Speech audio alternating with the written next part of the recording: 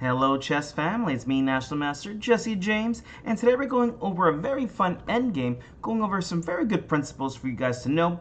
One of them is going to be a rook and bishop is better than a knight and rook endgame, and also bishops are going to be a little bit better in knight and endgames depending on the pawn position. So let's go ahead and get to it. In this game I'm reviewing, it's going to be me playing the black pieces, and I'm playing against a very strong international master that, well, definitely get me some trouble. In this game I did get the best of him though. And, well, as you can see here, it looks like he has quite a great position. He's playing the white side, and you can see he has this beautiful knight on d6 that is controlling lots of good squares. In fact, already attacking my bishop over here. The rooks are planted on very good files. And, well, I'm not doing too good right now. Look, a bishop is blocked in by the pawn. The rook is only attacking this knight, which is protected. And my other rook is just inactive. So here we're going to go ahead and start bettering our position and make the power of our rook and bishop combo better than their knight and rook combo. So it was actually my move in this position. Hopefully you noticed that. And well, I went ahead and started off with pawn to e5 here. Now there's a few good moves here to play, but e5 I definitely like the most. And the reason why is because we're pushing it forward, and well, although the pawns are the same count, we have 6 pawns each. I have a candidate pass pawn here on the e-file. So pushing this guy forward just makes a lot of sense. Also, there was a simple threat of just rook takes on e6.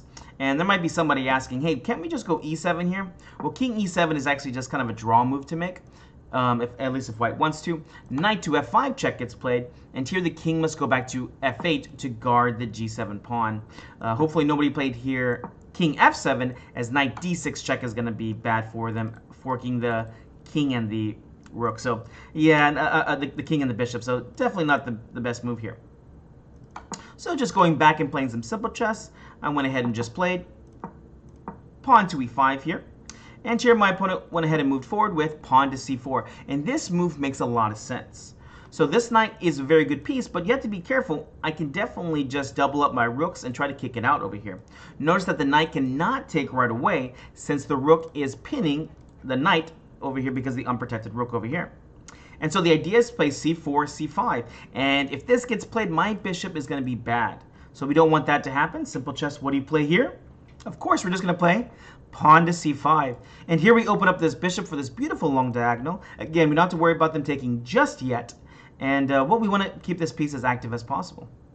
My opponent continued. Rook over to d1. Again, a nice move here. Now they really are threatening to take our bishop. Let's not let this happen. Here I went ahead and played bishop c6. This also guards the knight if it does want to jump backwards over to b5. Maybe I have ideas about taking. And here they went ahead and played pawn to b3. Here they're kind of solidifying their position, but the knight is actually a liability here, meaning it's not too good because we don't know if this knight's going to be able to stay here. At some point, theoretically, I'll be able to kick it out by doubling my rooks and then playing the king to e7. Although we can theoretically kick it out, we need to make sure we follow the proper steps. Here, black is already slightly better, but it is about an even position. So, like I said, I want to kick this knight out. I went ahead and played rook over to d7 with that simple idea. Let's double the rooks and kick this knight. Remember, if your opponent is invading your territory, and for me that's 5 and back, this is my territory, then you want to kick them out of your, kick them off of your side. So, my opponent went ahead and played knight to f5, seeing the writing on the wall. They're like, okay, I'm going to get kicked either way, so let's bring this knight out here. And this knight is really having a hard time in this game particularly. There's another rule I want to tell you guys. When it comes to knight versus bishop, take a look at the pawn structure. If pawns are on one side of the board, that's typically good for the knight, because the knight can jump around. But if there's pawns on two sides of the board, and this game, king side and queen side, the bishop is better. You might be asking why. It's a very simple answer. Because the bishop can move back and forth to each side with like one move. Literally, the bishop can go across the board in one move. How long would it take a knight? It takes 4 moves to get across. So let's say a knight started off on b1. It goes to c3, to b5, to c7, and then all the way over to e8. And that takes 4 moves. So that's why the bishop is better whenever there's pawns on opposite side of the board. The knight is better whenever there's pawns on one side of the board. And here we're really struggling, or white's really struggling to find a good square for the knight. All right, well, let's keep up our ideas. What is the best move here for white? Simple chess. We don't want to give away the file all by ourselves. That would be bad. Here, some people might be thinking, we just trade. Not the best idea. After rook takes, now white has control over the only open file. Remember, whenever you're dealing with these kind of situations, you have to deal like this like a child would. If I can't play with my toy, then no one can play with my toy. In this case, if I can't have the file, no one can have the file. So we'll go ahead and play rook a to d8, doubling up the rooks and saying we're just going to have to trade this off. Besides, as we know already, we're going to be going into a very good endgame of the bishop versus knight. And in this scenario, the bishop is going to be better. All right, rook takes, and white has nothing better than the trade. If white goes ahead and plays, I don't know, rook e1 or something, then the rook simply penetrates. The rook goes to d2, and hopefully you know the rule. When the rooks are in the endgame, they want to get to the 2nd or the 7th rank, as this will naturally attack your opponent's pawns. So to do this would just be a very bad idea. Black is definitely better in this position.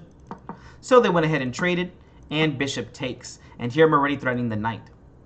The knight jumps back to e3, makes sense. The knight might be looking at this square of going to d5, and this is a great outpost, but unfortunately in this game it is not going to be the best. Why?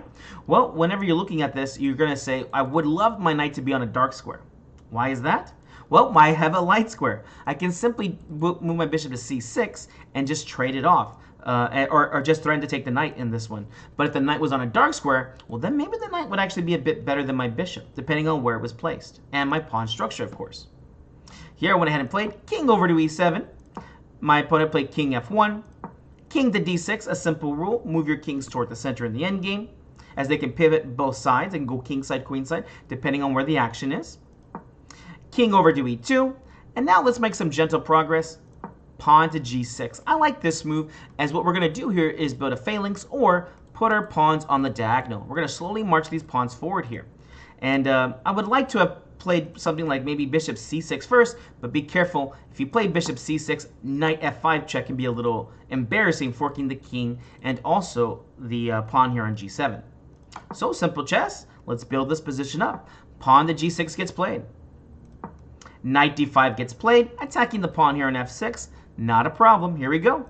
Pawn to f5. My opponent played knight to f6, and here it is definitely an accuracy.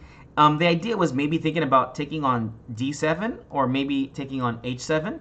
Here I'm very happy. h6. If you want to go into an endgame where I'm slightly better, I'm very happy with that. Why would I be slightly better? Mostly just because my king position is pretty good, but also my pawns are a little bit further extended, and I'm controlling more space. And when it comes to the end game, more space is better. So, going back to the game, my opponent simply moved the knight back, and now it's time to start pushing forward.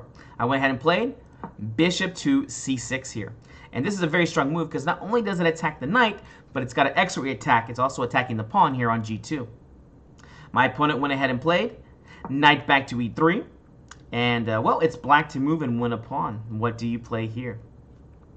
All right, guys, if you haven't already, go ahead and give us that like and subscribe. Remember, liking this is going to go ahead and continue to give this to other chess players and get them stronger so they can play you. All right, were you able to figure out the move? Simple chess. At this point, the knight is protecting the pawn here on g2, but this is only temporary. What do? Remove the defender. Simple chess. Here you go ahead and play pawn to f4. This attacks the knight and kicks it away on kicks away the defender for g2. Here the knight went ahead and jumped to d1. I think the idea here was to go knight to c3, maybe look about b5 or something. This would have been a better idea earlier. And for those wondering, knight g4 could have been played, but it doesn't really matter as pawn h5 gets played, kicking the knight again. Of course, we don't want to take on g2 right away. I mean, you can if you want to. This is still good. But then black can at least get a pawn back. Ooh, actually, this might be really bad, as the knight can get trapped here too. That's another very good thing to know when you're playing bishop versus knight. The bishop can definitely dominate the knight by just taking away the squares. Going back to the game, the knight went back to d1, so this makes my task a lot easier. Bishop just takes on g2. I'm now up an extra clear pawn, and this gives me a -2, meaning it says I'm actually up 2 pawns. Basically, I'm not up 2 pawns yet, but my position is so good, it's going to be very easy to win. What is the winning plan here for black? And when I'm asking you this, you should be thinking not like what the next move is, but what you should be trying to achieve in this position. Hopefully this one is not too hard. If not, that's okay. I'll give you the answer. Here, after you win a pawn, and this is in any game that you play, whenever you win a pawn, that means you should have at least a candidate passed pawn, meaning you have a pawn that has no pawn in front of it. In this case, it's the G pawn. So I have what's called a pawn majority. It's 1, 2, 3, 4 pawns versus, well, only 2. So here I should be able to actually create 2 pass pawns. Because, well, after we trade off these 2, for these 2 maybe, that leaves 1, 2 pass pawns here. It would be the E and the G pawn. Well, my opponent's got to make some moves. He's not just going to give up so fast. Pawn to F3 got played. I mean, it's a move, and the idea is to try and restrict the bishop from coming back. But here I found a very nice move here to keep making progress. And unfortunately, my opponent there, I think they were just moving too fast and missed the idea. Pawn to E4 got played. And the idea is very simple. I wanted them to take. Bishop takes.